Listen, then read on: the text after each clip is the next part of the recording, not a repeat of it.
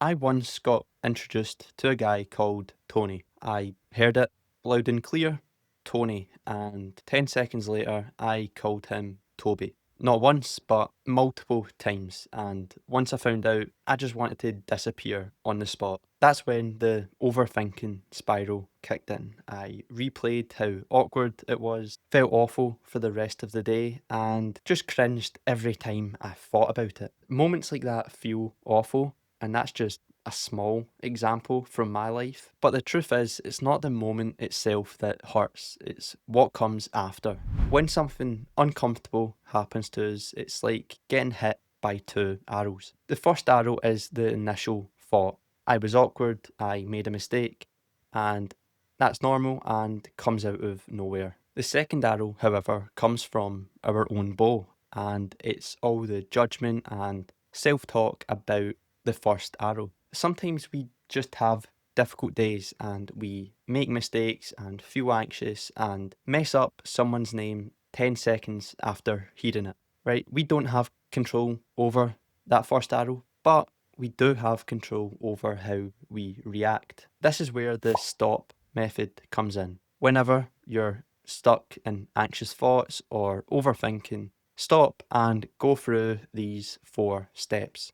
Stop and take a nice deep breath. This helps calm down your nervous system and brings you back to right now. Just notice that you're feeling anxious without beating yourself up about it. The anxiety is there, yes, it sucks and feels uncomfortable, but don't pile on guilt about feeling this way. Tell yourself, this thinking isn't really helping me right now. Remember the first arrow, the uncomfortable feelings, you can't really control when they hit. But all this ruminating you're doing afterwards, that's the second arrow, and you absolutely have a say in that. You're not trying to make this crappy feeling disappear, you're just acknowledging that spiraling about it isn't helping, and you're practicing being okay with feeling uncomfortable for a bit. Observe your feelings. Think of this like stepping outside a cage with a agitated lion. The lion, or your emotions, are still there, but you're not trapped with them anymore. Try watching your thoughts like you're observing someone else's situation. Those first 2 steps can help you get into this observer state. Also, going for a walk or just getting outside can help. You're just creating some mental distance so the anxiety doesn't take over. Pass through and let go. Let those crappy feelings move through you without getting hooked or picking them apart. They'll fade on their own, like they always do. And finally, ask yourself, what would the non anxious version of me do right now? And then take one small step towards that.